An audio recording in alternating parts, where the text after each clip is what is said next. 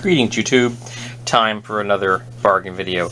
Interestingly, I had someone recently tell me not to start videos with the word greeting. I told them they were going to be severely disappointed, as I have used that particular greeting in over 3,600 videos. So, starting out with media, we have the Star Wars Complete Visual Dictionary, though it's not all that complete because I don't think it's not going to include Episode 7. But I got that from my nephews, who apparently are starting getting into Star Wars. We have the History of Atlantis, which is a collection of like historical pieces. Like I think from the 19th century, it was put together in the 1920s. So that could be interesting. Murder Most Foul, The Killer, and the American Gothic Imagination, which is about how we have reveled in killings and the exploitation and titillation of the public because of their acts. Trail design, construction, and maintenance. The illustrations are interesting, and it's kind of fascinating to me on some level. Field notes from a catastrophe: Man, Nature, and Climate Change by Elizabeth Colbert. Reviving Ophelia. I need to replenish my stock of those. We have Stallone's Bullet to the Head. I, Frankenstein, which I paid very little for because I know it's going to be bad. Spinal Tap, the soundtrack, some Creedence Clearwater Revival. Freelancers, a film I'd never really heard of, but it's got 50 Cent, Forrest Whitaker, and Robert De Niro in it. Page Masters, yeah, it's a kids movie, but I've never seen it, and it's always kind of interested me on some level. Young Sherlock Holmes. It wasn't a bad film. It was one of the earliest uses of computer animated figures. There's a creature in there, a stained glass window that comes to life. It's one of the earliest uses of that technology. There's a price on that I did not pay that. I think I paid $1. But Halloween Resurrection, I got that for the commentary track. Wreck-It Ralph, which is so incredibly good. Just does not have a commentary track. If I ever find one at a low cost, it does. I'll be trading that out. But this is such a good movie. It is just so good. The Secrets of NIMH. Rounders, a film I've heard good things about, and it's got a stellar cast. And I picked up this Blu-ray sealed for $1. As this one I picked up, The Trouble with the Curve, I picked it up for $1, and it's still sealed. And we have Walt Disney's Tarzan, a film I watched recently for the first time in a very long time, and didn't remember that there were absolutely no black people in it.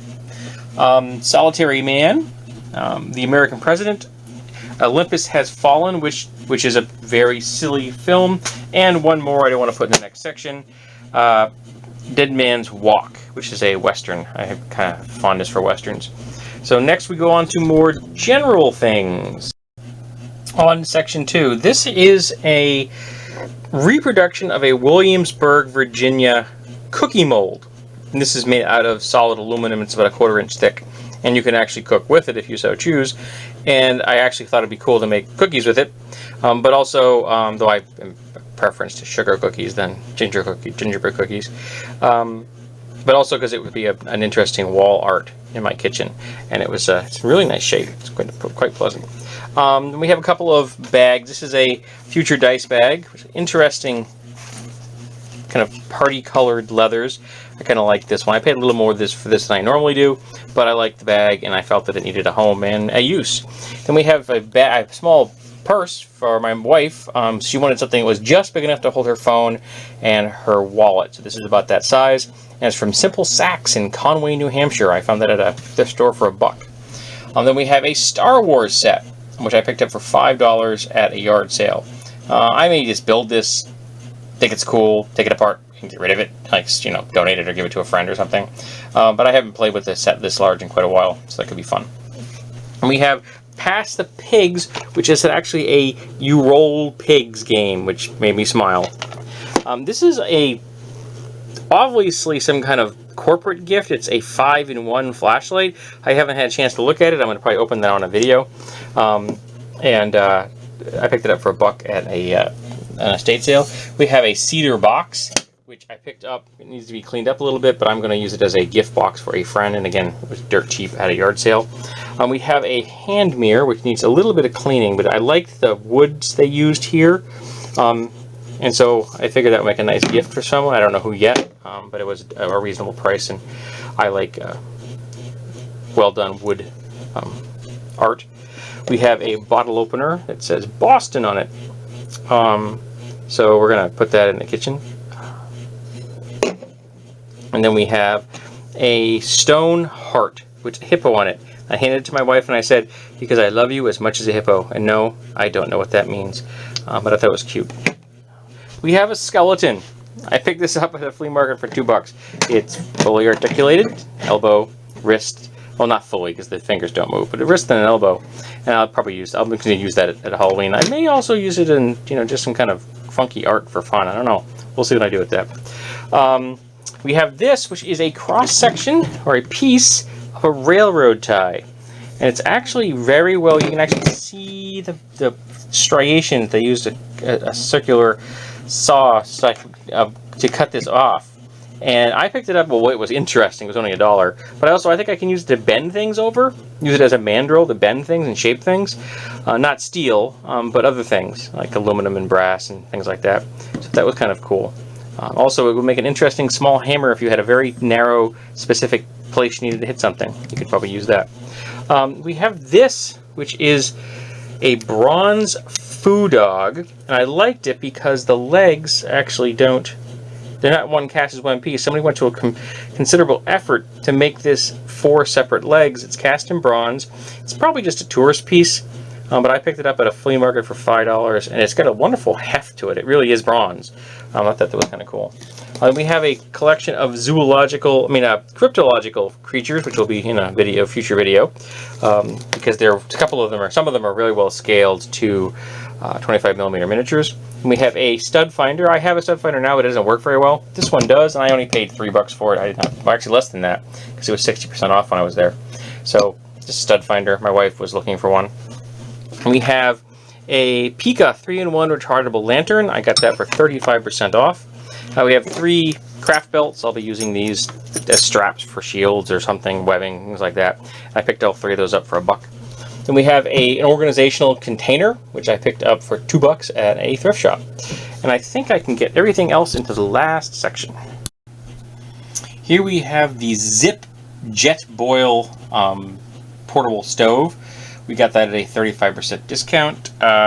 We have a hole cutting saw, which you can adjust to make different size holes. It doesn't go through really deep objects, but I've never used one of these, and it was $1, and it's now I can play with it and see if I like the idea. And if I do, and this one doesn't quite literally cut the mustard for me, I could always get a better one now that once I know that I would like to use it. This is a punch, which I actually have a use for, so I picked it up for $1 at a yard sale. Here we have a Klein hook knife. Now this is not in the best shape, but I have a really nice hook knife that Hawkbill, and I don't want to hurt it when I sharpen it because I've never sharpened something like this. So I bought this one so I can experiment with it, and if I do any harm to it, I'm not going to really care a whole lot. But I like Klein tools. They're pretty cool. Then we have a retractable extension cord. I'm going to put that into the basement. I have one up here in the upstairs, which is about the same length of footage, but it's a little more robust and has more plugs. So this one should cut it when I need it in the basement. Then we have these 2 tools, which I actually purchased them new, but this tool right here, which is the True Utility Fixer, F-I-X-R, I picked up on Amazon for $2.80, and that was shipping included, and it's a lovely little gadget. Let me see a review of that. And this is the Kershaw Hot Wire, which I picked up at Walmart for $9.98. It is a wonderful little knife, and so go get one, man. They're really worth your time. We have a floating shelf, which I plan on putting in my bathroom. We have a UTS quote-unquote survival knife. I wanted to see what their quality of knives was like, and I got that on discount. We have a tube of silicone, which I'll be putting in my basement so I can have a tube down there. I keep a tube up here, and I wanted to have one down there. There were actually 2 tubes I purchased. The other one's already been given to someone else because I bought that second tube for her.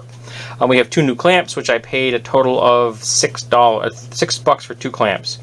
And you can't really do, it's a Call Hawk 24-inch F clamp. I don't think you can do better than that for, $6. Then we have this practice baseball bat. It's designed to get speed because you hit little balls about the size of golf balls with it. And I own 2 aluminum versions of this, which I'm not going to do anything with because I like them as they are. But this one is steel. So I have some options with this one, and I have some interesting ideas I'd like to do with it. I picked it up for $3, so I'm like, okay, this is definitely going to be a weapons project. We have some large nuts, which I picked up for $1, 6 of them. That's ridiculously cheap, and that'll end up in some kind of a weapons project in the future. We have a Helinox lightweight outdoor adventure equipment chair. This thing is a packable folding chair. You can just throw it in your bag or throw it in your car. They're remarkably nice. We already have one, so we got this one on sale. So it's well worth your time to check these out, man. If you get a chance to play with them in person, they're incredibly light and easy to carry around, and they're quite comfortable. And then we have these 2 large plates. Now I had actually planned on making a clamp for my bench top so I could hold things horizontally, and I had some flat iron for that purpose. So that's a strip stock, 1 inch by 1/4 inch thick. Well, 1 inch wide by 1/4 inch thick. And then I found these at a flea market, and I paid like $7 for 2 plates this big. And these are already cut. They're already got holes drilled in them. They're broader than the strip I had, so these should do what I want to do much better. And I don't have to do anything into them other than clean them up. So I'm going to take my belt, take the flap wheel on my grinder and just clean up these things so they're nice and smooth. And then use them as a clamp. And you'll see that in a future build. And then we have this, which is a very large ladle. It's a very, very big ladle, folks. It's the kind of thing that you see in prisons and in the army. And I picked this up for $2 at a restaurant supply house. It was used, and I didn't care, because I have this here for a future project. I'm kind of looking forward to what I turn this into. So that's been the latest bargain video. Hope you've enjoyed it. And if anyone is annoyed by me saying, "Greetings, YouTube," tough.